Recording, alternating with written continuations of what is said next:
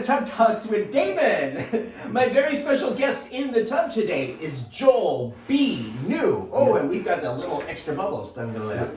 Joel B. New, songwriter, artist, creator, and amazing New York personality whose work we've talked about in the tub in a different way. Yeah. But this is your first time visiting me directly. First time in the tub. So Sure. welcome Joel B. New. I'm so Thank happy to have you here. Pleasure to be here. It's not every day that I'm willing to transfer trains for anyone. So. Well, I appreciate that. You know, for most people, the hang up is the bathtub part, but for a lot of New Yorkers, it's just like, I don't want to go out to Brooklyn. Yeah, so I appreciate you telling me. 2 boroughs later. Here we are. Later. So I'm so glad you're here. Your songwriting, your creativity is something that I have been seeing unfold for at least 15 years. That's crazy. And it's amazing, and I want to talk about what that has looked like. But before we get to that, Joel, I want to ask you, Yes. what do you like most about your body right now? Right now, that's a great question. I would say superficially, Is there any other way to talk about the body? It's the body. Yeah. I really like my eyes. Show the people. Those are very deep blue eyes. Yes. They're blue. They're deeply expressive. They're big. They're meant for the stage, I would say. But a strong second would be just like, I think my body's flexibility. A very, very long time ago, I was a dancer, and then I followed it up with a lot of yoga, and so like my hips are still very, very flexible, which have helped in a number of ways. Yes, and even my physical therapist lately has said, he's like, you are still incredibly flexible. Wow. The hips don't lie. The hips don't lie, and as a new parent, like running around on playgrounds and indoor playgrounds and things like that, there are moments where I am bobbing and weaving into tiny crooks and crannies that I don't see the other parents daring to do, and I'm like, I can still move around quite a bit. So I'm very grateful to dance and yoga and my body for being as flexible as it continues to be. Knock on. Right, flexible hips, blue eyes. Yeah. And how old are you? I'm 42. 42. So that ability to be limber in your body and flexibility and chase after these kids is very cool. Yes, very grateful. Yeah, and you see that not all parents have that ability on the playground. Indeed. Yes. That is great. So let's start with that, because one of the things that I am so grateful to know about you and to have been part of is part of your journey to becoming a parent and starting a family. Yeah. May I ask you more about that? Absolutely. Yeah. Where do you want to start? Well, let's start with you met your husband. Yes. Talk about meeting your husband and how you met and how you decided to connect. And I ask this because a lot of people who watch these shows sometimes wonder for themselves, how do I do this? How do I meet a life partner? How do I find a husband? Yeah. Well, he is my second husband. Yeah. So I'm remarried. So you're an expert because you have two. Yeah, I'm old so pro. You know what you're doing. Pro. I know all the rights and wrongs, the do's and don'ts. Okay. Yeah. Well, what are some of the right ways to find a significant partner or husband? In the last place you think of looking, which is like so cliche, right? But we met at a party, and a kind of party that you don't think you're going to find someone with permanency or longevity. And that's where we found each other. Okay. And they're at a very casual kind of place. Casual men's event? Yes, a casual men's event, yeah, in the middle of Manhattan. Yeah. Yes, clothing optional. Love it. Yeah, it was lovely. Yeah. But at the end we exchanged names and numbers, and we've been together ever since. Now, how do you exchange numbers if you are naked and don't have a phone? And I do have a reason. I'm not asking this, but well, at the end when you're all getting ready to go. Oh, okay. Yes, at the end. Okay. No, I love hearing this because I have found that there is often space in a lot of naked connective spaces. Sometimes we have a lot of naked events here in New York. Some of them are more sexual than others. Some of them are more social. Some are a mix of both. And I find that there are ways of finding intimacy and friendship, even in a situation that might, in structure, be kind of informal or casual. That if you're there with that energy, with an open heart and an open mind and an open energy, there are often people who are also there who want to know you and connect with you beyond the event itself. Yeah. And this is where growing up without cell phones comes in handy, because I still can memorize numbers. Wow. So it's like, it's harder now, believe me. For sure, I'm in my for sure. 50s and it's just harder and now it's 10 numbers, not 7. Yeah. Like when I was growing up. Code. But my brain can memorize phone That's numbers impressive. if I Still. really make the effort. Yeah. So I use that. No. So if I want to get somebody's number at a sex party or a casual party or just a naked social party, I have the brain power to say, okay, let me put that there, let me remember that, and then get out when I got the phone later. That is impressive. There are ways to do this. There are, yes. Right? And I'm just saying that no space is prohibited from being intimate and connected with the people that we want to know. Absolutely. It doesn't have to be compartmentalized No, the way no. sometimes people think of it. Yeah, you gotta be like just both mutually open and available, and it's gotta be the right vibe, and just gotta read the room in a way. Yeah. Or just be in touch with energy. You know, some people are not going to be open. Yeah. But some people are. I think we're both incredibly good at reading energy and being empathic in that way. Yeah. Okay, so you met at this event. Yes, we did. And you had this connection. We did. And then you followed up with phone calls and dating dates and all that good stuff. And then how did you know that this person, your second husband, was the person you wanted to be with? It just was very easy. I mean, we just the level of communication was like very, very advanced. I learned a lot in my first marriage about what I wanted and what I didn't want. And because of that, those lessons learned, I think I was able to up my communication game and was able to even up my level of, I guess, independence. I mean, I've always been an incredibly independent person, but because I had become so independent that what I was seeking in a partner was, it's hard to describe, but I was choosing to have a partner. It was no longer, I need to have a partner, and they're, they need to pay for 50% of the bills, and they need to wash half of the dishes, and they need to do, it's like, no. I now have created a world for myself where I'm financially independent. I'm taking care of all of these things for myself. I had even come to the point where I was seeking to become a parent by myself. And so then when it came to the point where I decided to have a new partner, which I wasn't seeking when I met my forever husband, it was, and I invite you to this. And it's just been lovely. I love hearing that, because it sounds like you really made that effort and intention to create a loving, open space. Yeah, and that was right for you, that was with your values, with the open of creating family, of being a parent. Yeah.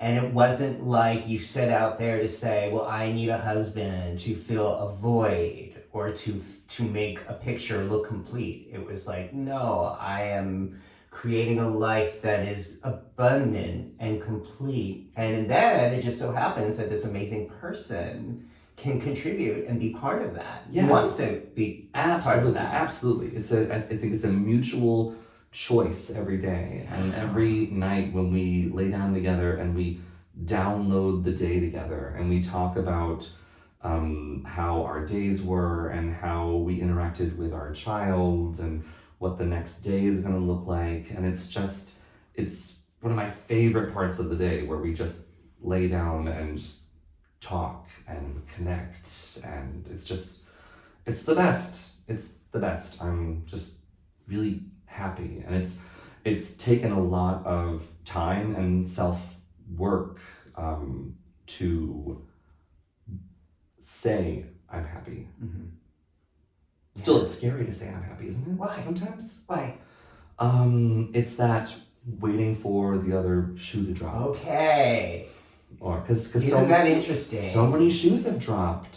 Isn't that interesting? Mm-hmm. That we sometimes have this sort of brain wiring where we think of it as cause and effect. That if I use affirmative language and celebrate how happy I am, then the other shoe will drop. Mm-hmm. You know, that you can't get too big for your britches. You can't really express joy or something bad's going to happen. Yeah.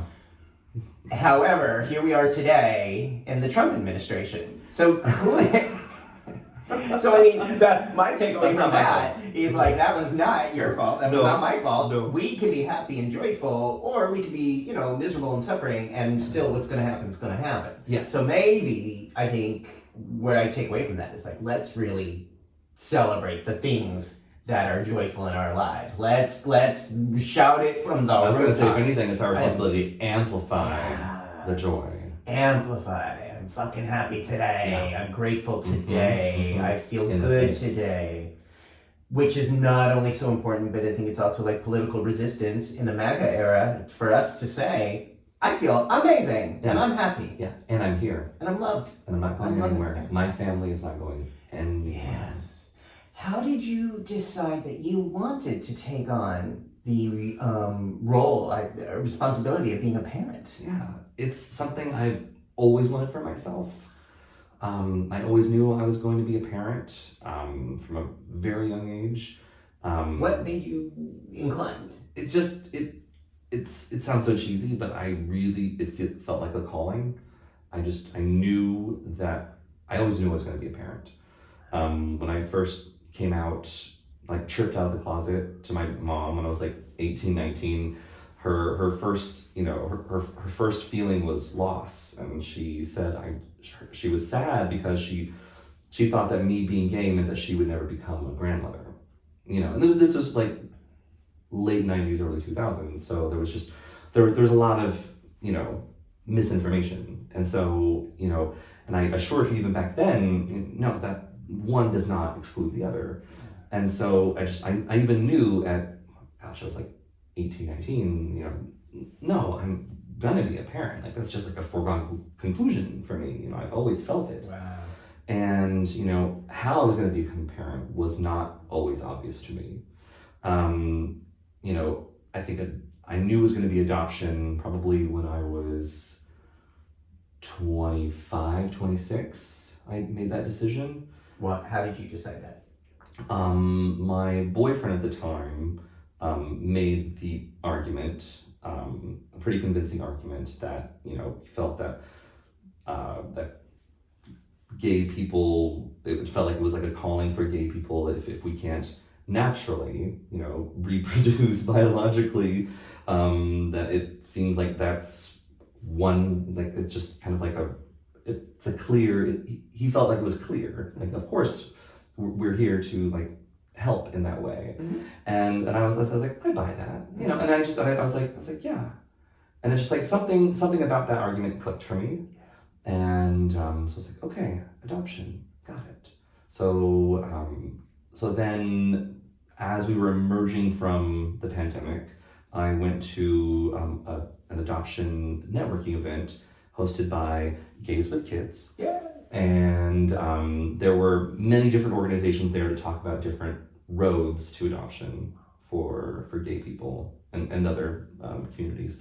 And one of those options was foster adoption, which I had naively never heard of. I'd heard of fostering, I'd heard of adoption, but I'd never heard of this third road, which was these amazing kids who had been in the foster system but were on their way out or were already out, and that, When you say out, because meaning that reunification with the birth family or a member of the biological family was no longer the goal.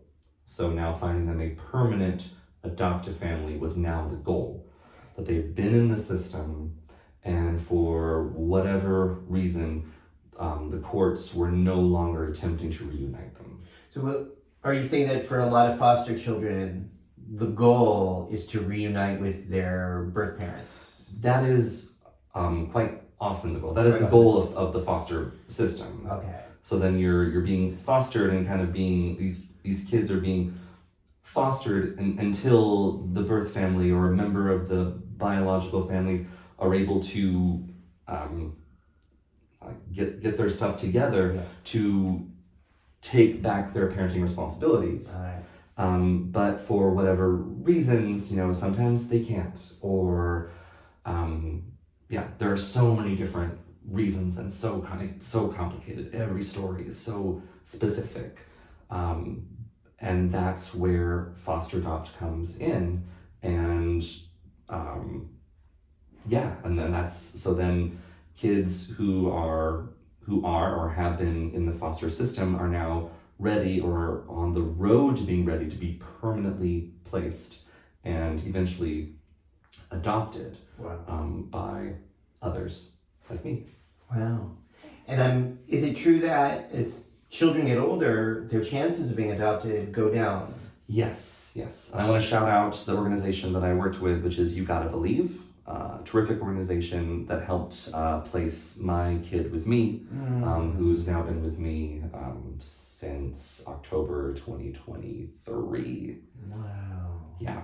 So yes, the older kids who are looking to be permanently placed, it's so sad, and often the kids in the foster adopt path are older, because the kids who are in the foster system, it's sad but true that these younger kids, they're younger and smaller, and therefore they're cuter, and so it's of course, like, someone is gonna step up, or like someone in the birth family or the birth parent is there's more time for them to rehabilitate or whatever they need to do to get their child back. Like there's more time, but if you're 13, 14, 15, 16, 17, there's been time. If they were going to do what they needed to do, they would have done it. And so at this point, and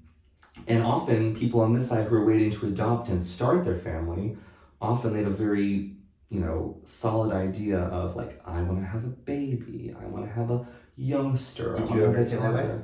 In the beginning I did. In the beginning, I was like, baby, I want to name the child. I want to hear their first word. I want to see the first step. You really, but one piece of advice, and not to divert too much, but one piece of advice I always give young people is it's going to look different.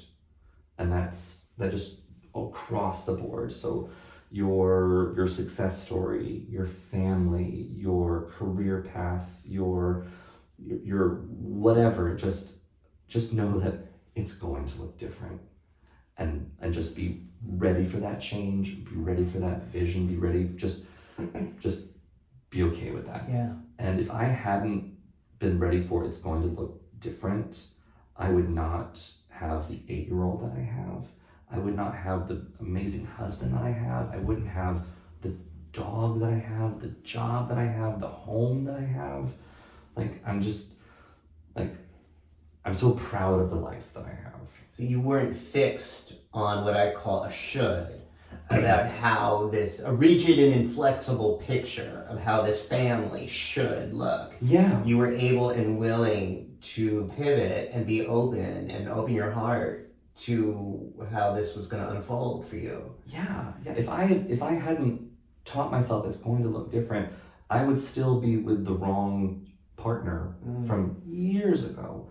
I would still be in the wrong survival job that I left years ago. Those things that you just tell yourself long time ago. I was like, this will be my last day job until I make it. If I had stayed there, those things that you just let go and trust and put the work behind it as well, of course. Right. So to be able to do that, to be able to learn that, how did you learn that skill? Because I know some people, even here in New York, have a really, really hard time adjusting or pivoting to being open to different ideas outside of their framework or their shoulds. Mm-hmm. I learned that from, I met with I met with a life transformation coach, Miranda Sanders, and she had me have a conversation, I think, with like my 5-year-old self or something like that. And she asked me what's one piece of advice I would tell that 5-year-old. And that's what I told him. And then of course like I burst into tears. And so now that's what I tell every kid I mentor or coach or teach. And I carry it, I think about it all the time.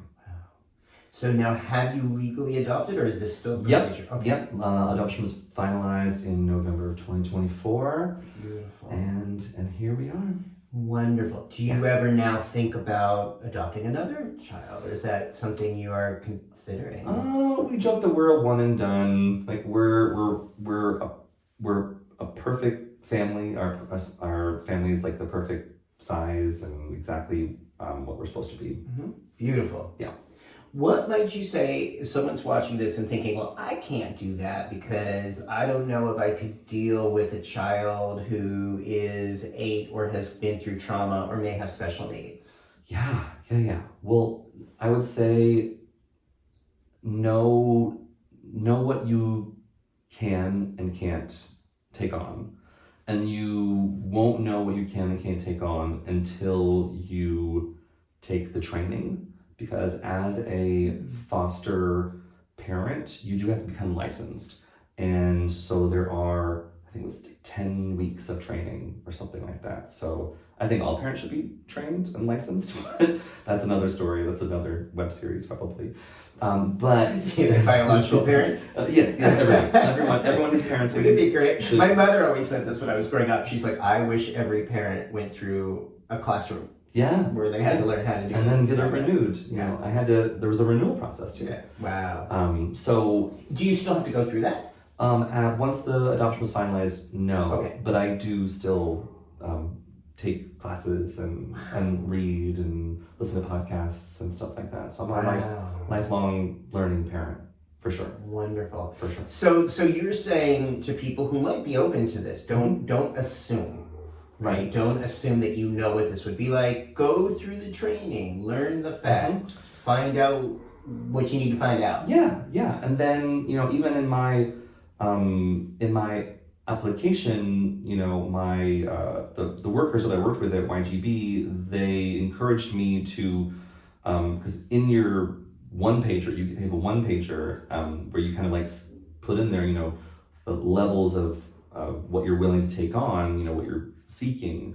They encouraged me. They're like, just like put one level up, like what you're willing to take on as far as like what kind of mental help they need, what kind of physical help they need, things like that. Obviously, if you live in like a 5-floor walk-up, maybe a kid who has a wheelchair, that may not be your journey, right? So things like that, where it's like practically speaking, it may not be the right fit for you.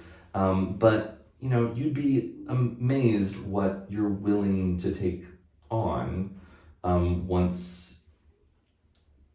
I don't know, like these kids are amazing, and you're like, when you become a parent, you just become 10,000 times stronger and more resilient. And I know it sounds so cheesy, but I mean, I'm so much stronger than I thought I was, and my kid's amazing, and it takes a village, and you're not doing it alone. And it all sounds so cheesy when you say it out loud. No, I love it. Like, we have this amazing community, and especially like at YGB, like we have a therapist. YGB. You Gotta Believe. So even though like the adoption's been finalized, we still work with You Gotta Believe. Yeah.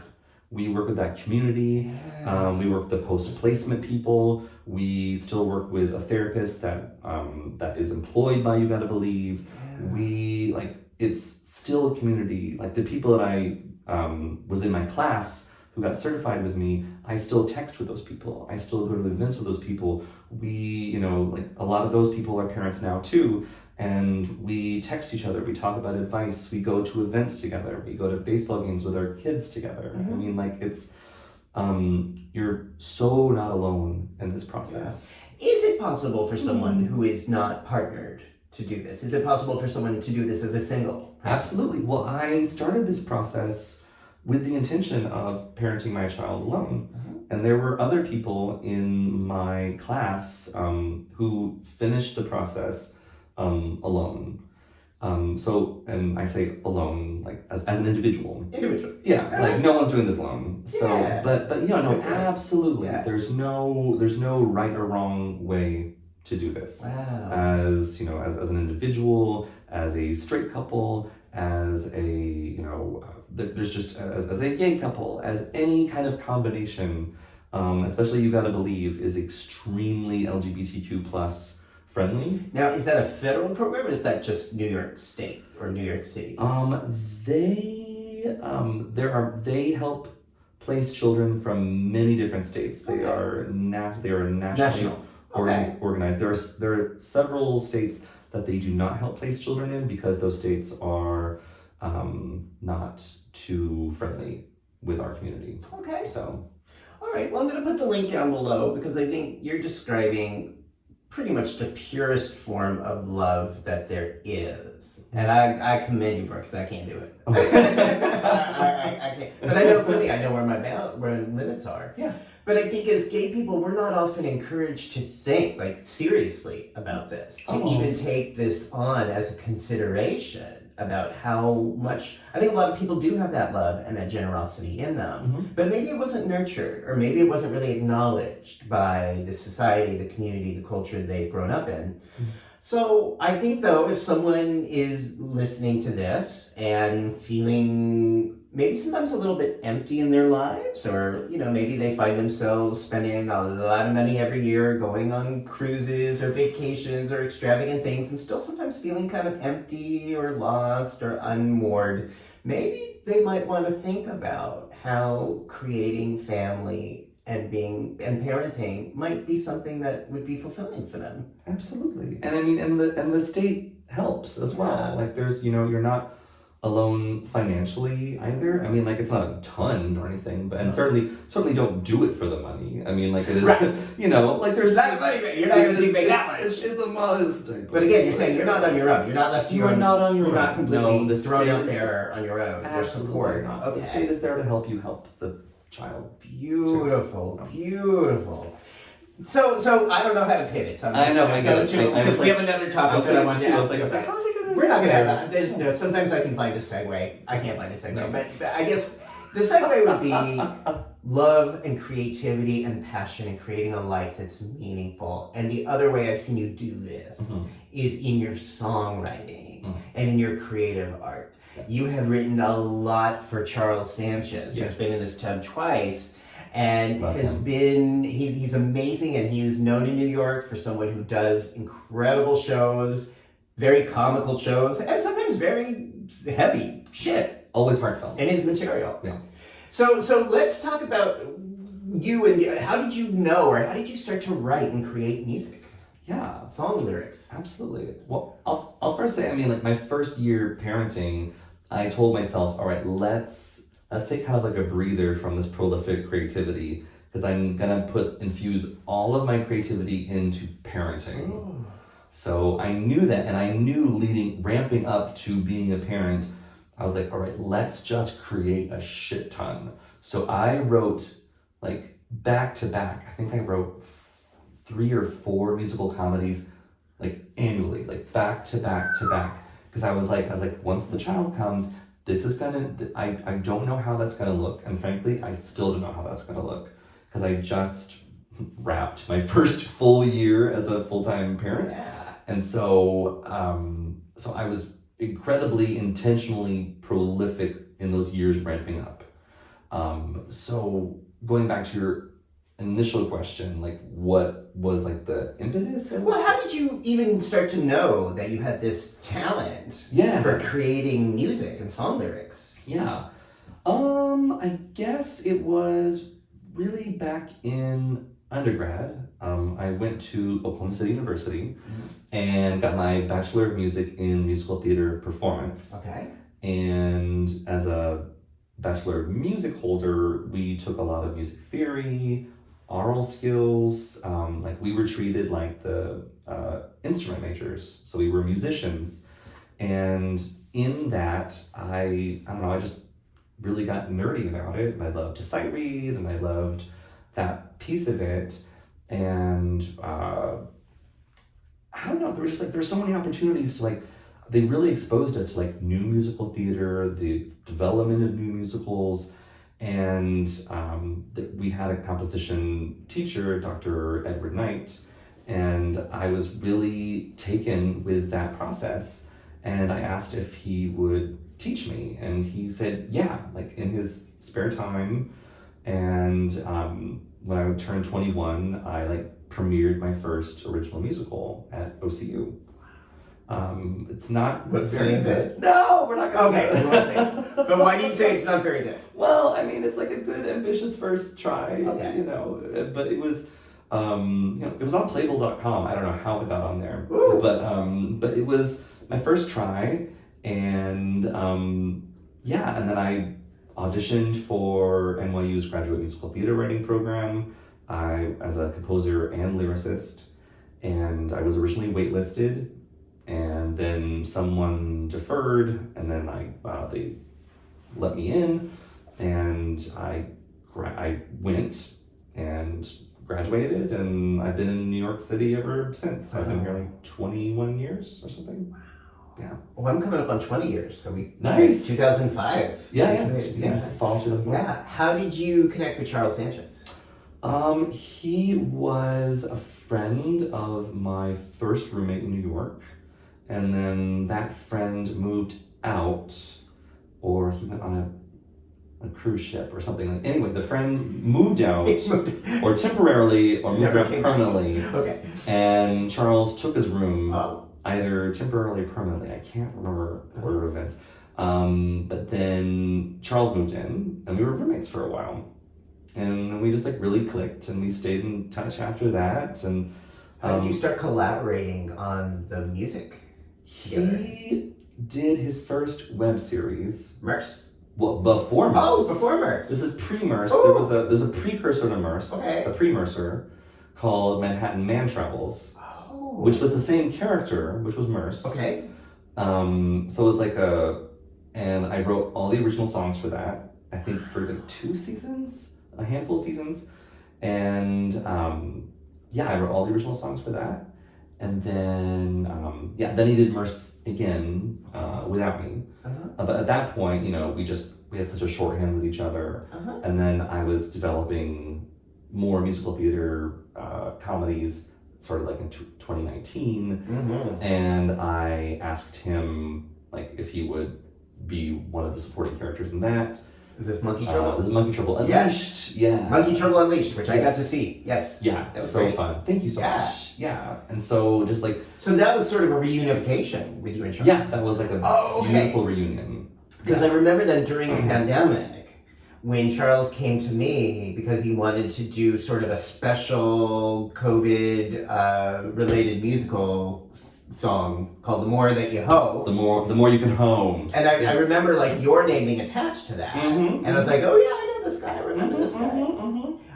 And that'll be, the link is down below because Charles got me and a bunch of people who were kind of just hanging out at home doing not a whole lot involved in this musical number, which was really fun to do. Thank you so much. Yeah.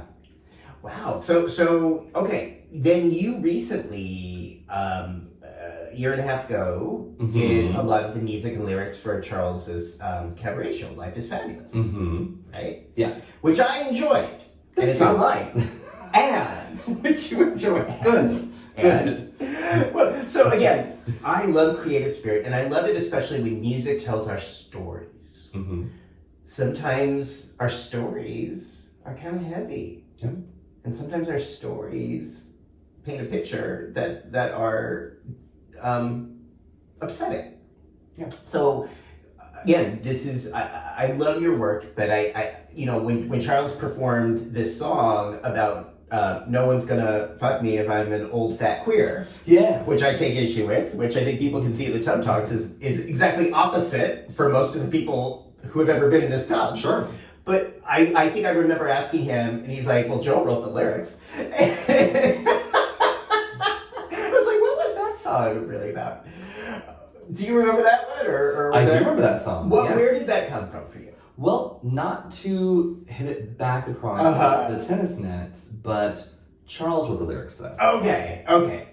So what is the collaboration process like then between you and Charles? So, with the exception of that song, I write all the music and lyrics. Okay, so most of Life is Fabulous are your lyrics. 100% me, except that one song, he sent me that lyric to me as a one-off. That's so interesting. And that's the one that stood out to me when I was watching the show. That was his lyric. Gotcha. Yeah, and I have the receipts. We're gonna have you back. I have the. We're gonna have you back, so we're gonna talk about this. I wouldn't make a joke about Mama Cass because I don't know who that is. So that is a Charlesism. That is a Charles lyric. That is my music. Okay. So Charles, you ain't. Okay. Yeah, you get away with and I hope I don't want to misquote him. You can get in, Charles. Come back to the tub and tell me if I'm off. So there's room, Charles. But a lot of the music you have written that he performed is about aging, adjusting, dealing with life. Sure. Charles just celebrated, and the cabaret show was about the anniversary of testing HIV positive 20 years before. And so the lyrics in the show is really about that as a celebration. Absolutely. And intentionally using the word celebration. Not as just like, oh, poor me thing, but like to really use music and your lyrics to celebrate and shine. Yeah. How did you create, so what's the order here? Do you think, does Charles come to you and say, Joel, I want to celebrate being positive for 20 years, write me some songs? Or do you start to think about, I'm writing some songs that are celebratory, or how does that work? Well, I mean, it's just really nice that we love to collaborate, and a lot of my projects over the last couple of years, or over the last 5, 6, 7 years, have happened to star Charles Sanchez. And so my last, Monkey Trouble Unleashed, Undertaking Christmas, Tempting Mr. Lincoln, Red Hat Fight Club, all 4 of those musical comedies, he has had a starring or, supporting role in. And so he just has a bunch of songs that have been written with his voice in mind. Wow. And so, he one day, or one of us jokingly said, we could do a whole concert of these songs, blah, blah, blah. And so that was kind of half the impetus of what became Life is Fabulous. And then the story and how he created the cabaret that is Life is Fabulous now is really an original creation that he has worked on with his director.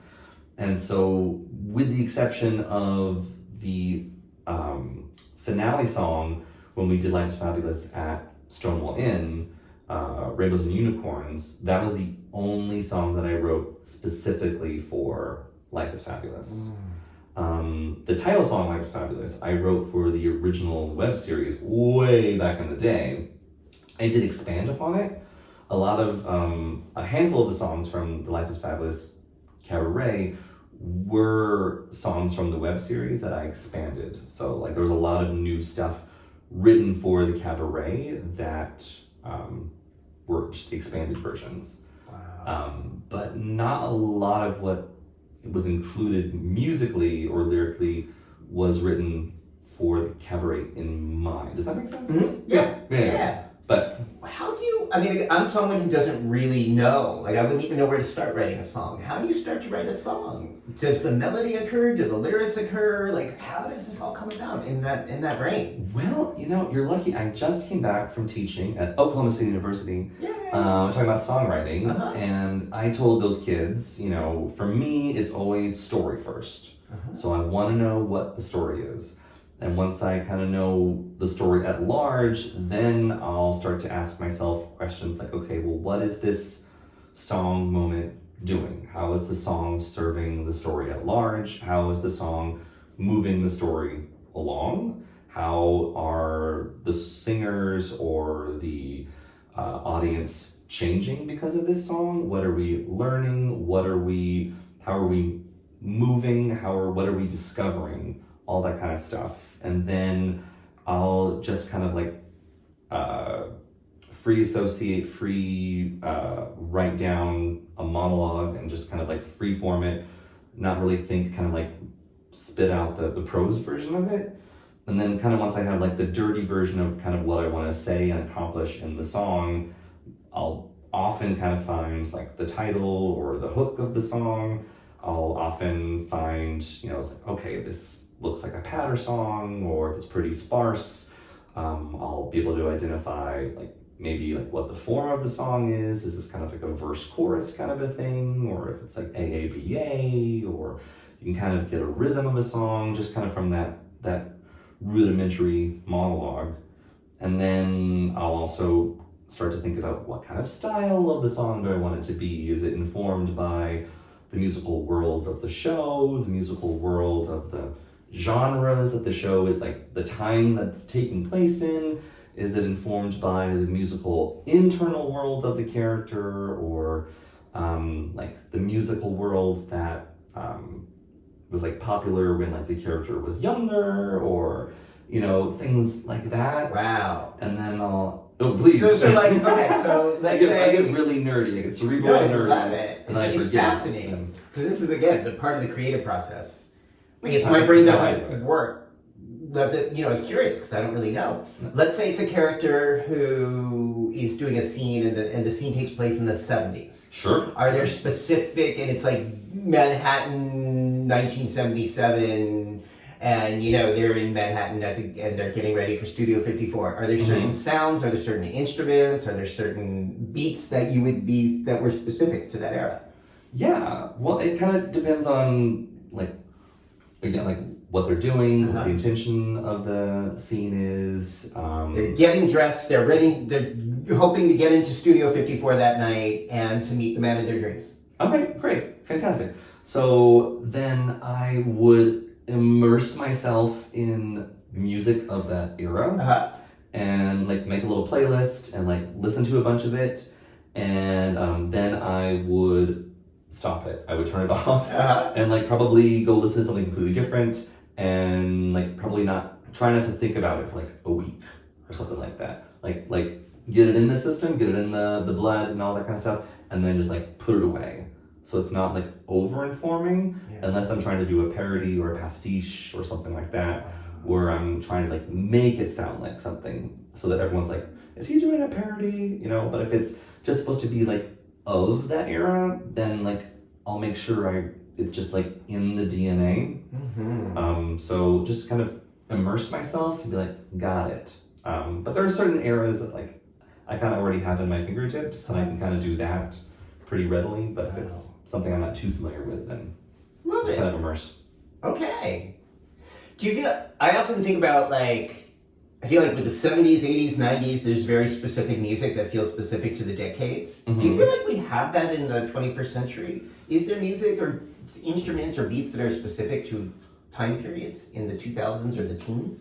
I do. I mean, you'd be surprised if you start listening to old songs from like the 2000s, or listen to like some old Avril Lavigne, or like just some old like Max Martin kind of songs. Oh yeah. Old Kelly Clarkson. You're like you can start to anticipate when the beat's gonna drop, or like there's like little isms, and you're like that is so 2001. You start like I would say absolutely. I can't give you any right now, but like once you hear them, like you can hear it, you can recognize it. Exactly. Yeah. Okay. I think some of them might be harder to mimic on a piano. The way it's easier to mimic those things on a piano if it's like 60s and 70s, because keyboards and pianos were so much more prevalent. I would say on tracks back then than they are now. So like you have to have more MIDI capabilities, more loops, more sampling to make it to get that sound that you're trying to get. Wow. Fascinating. What would you like to see happen next in your creative career? I would like to figure out how to balance my creative career with all of the other things that are super important to me right now. So is this why you wrote 4 musicals before you started the adoption process? Yes, exactly. It's like, let me put these out there. Yeah. Exactly. Wow. So, but I'm currently outlining an idea for a new musical comedy right now. So I'd like to crack that nut sooner than later, and just kind of like figure out what like the new normal is for me creatively, so I can get that out into the world whenever that is. And I know that it can't be at the same speed at which it was before, and so I just have to give myself grace. You hear that, Joel? Give yourself grace, so it's not. I used to be able to like reach out to a venue and say, hey, in 9 months I'm gonna have a show for you. Can't do that anymore. So I have to tell myself, okay, what's realistic, and identify what that is. I don't know what that is yet. Okay. If you're sitting there like, okay, I want to be creative, but I want to write, are there certain rituals? Is there a room? Is there a candle? Is there a space? Are there certain prompts you use? Oh my gosh, I totally have a candle. Yeah, I totally have a candle. How did you know that? Do you have a candle? I have candles, but I don't necessarily. You have the candle? I use them more in my therapy office. Gotcha. That I do for the writing process. Yeah. I mean, coffee's always welcome. Yeah. Love coffee. Yeah. I love absolute silence. Yeah. I love, my candle of choice is Midsummer's Night by Yankee Candle. Because it reminds me of undergrad. It's a very specific scent. That is specific. Yeah. Wow. Midsummer's Night, Yankee Candle. So that kind of gets some of the creative neurons firing. Yeah. Yeah. It's a very specific space. It gets me in that space. I love writing in my office. But I can go to a Starbucks and be a cliche. I like that too. That's really kind of it. Wow. Yeah. So given everything that we've been talking about, given the different avenues of creative love that you express, and given the times that we are in with the current Trump administration, my I guess what I'm wondering is what, if anything, is giving you a sense of hope today? I thought about this on the train, and my family gives me hope. Hard stop. I love my family so much. Just watching them, helping them, loving them, playing with them. I enjoy my family. Even the hard times, and just, we were, it's all so cheesy, but the other day we were having breakfast in Oklahoma. We were visiting my husband's sister, and we're just having breakfast at this table that my husband and I cooked together, and our kid was watching cartoons in the other room, and I just started weeping from being happy, and my husband hugged me, and we talked. He's like I do this too. He's like I was crying the other day because he's after you and the kid were yelling at each other. I was like, you were crying because we were fighting. He's like no, I cried after because I watched the two of you talk it out afterwards and forgive each other, and it's yeah, we're really good at that. Just the level of communication. I mean, we we fight, and it's there's a lot. It's a lot because there's so much, but we work through it, and it's so cool. It's so cool, and it gives me a lot of hope. It's so beautiful. The word that just came to my mind was sacred. Sacred. That those moments when you're just so in the present and so overcome with emotion. Yeah. Those are the sacred moments that we're meant to have in these human bodies. Yeah. Thank you. I needed to hear that today. I needed to be reminded of that today. Thank you so much. My pleasure. Oh, I get so much out of these TED Talks. Thank you. Thank you for being so open with me, and thank you for inviting me to contribute to this family. Oh my gosh, it was our honor to have you officiate. So I had the honor to officiate the wedding that we've talked about, and I think I got a little teary there too, because there's an energy you and your husband create that really, I think, and I felt it in the room, and you don't always feel this at weddings. It's just this palpable, beautiful, sacred energy that felt like everybody there was on that wavelength. Yeah. And it's beautiful, and it's such needed sustenance in all times, but especially during these times. Yeah. That no matter what, they can't take that away from us. No. That beautiful human connection of simple, pure, sacred love. Thank you. Right? And I do believe that is one of the major tools of how we're going to get through these times. Absolutely. You know? I mean, I don't mean to be morose, but I say it, a lot. I don't know what's going to happen these next 4 years. I'm saying for me, I don't know what's going to happen to me. The only thing I know for certain is that the quality of my life and the quality of this existence is up to me. Absolutely. I don't know what's going to happen. I don't know about the quantity. I don't know what's going to happen. I know, though, that I get a say in most of the quality. And that is why I'm even more intentional now about these beautiful sacred connections, to say that's quality. That's meaning. That's why we're here. And when I hear about your generosity and extending your love as a parent, it just warms my heart. Okay, Well, is there anything I haven't asked you that you want the Bathtub audience to know? Or any projects coming up that you want to share? Oh gosh. Is there anything? Not really. I mean, check out Cabot Cove on Spotify. It's still out there. It's celebrating 9 years. What is this? On Broadway Records. It's my album. Oh, okay. It's on the Broadway Records label. Okay. On Can you Spotify. give me the link? We'll put it down there so people can link to it. Yeah. Follow me. Cabot Cove. Cabot Cove. Cabot Cove. Yeah, CABOT Cove. Okay. It's on Broadway Records on Spotify, and yeah, it's celebrating 9 years this year. Wow. Okay. So link to that will be below. Also, if people want to see you or follow you or keep up with you, what's the best way for them to do that? Yeah. Terrible on the socials. So if you want to see some really old posts, you can follow me currently on Instagram and Facebook at Joel B. New.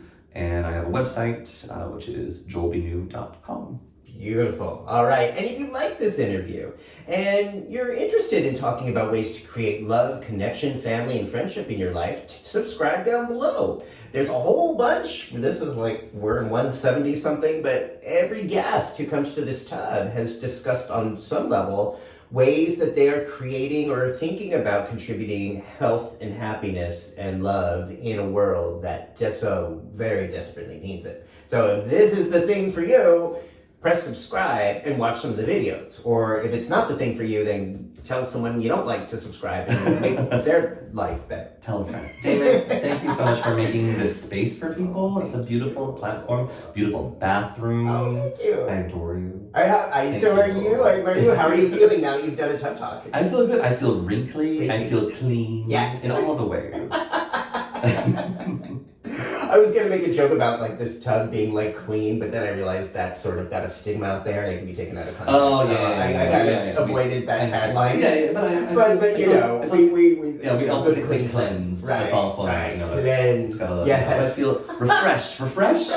You do that? Revitalized. Revitalized. All right. Yeah. Thank you for watching, everybody. Bye. Bye-bye.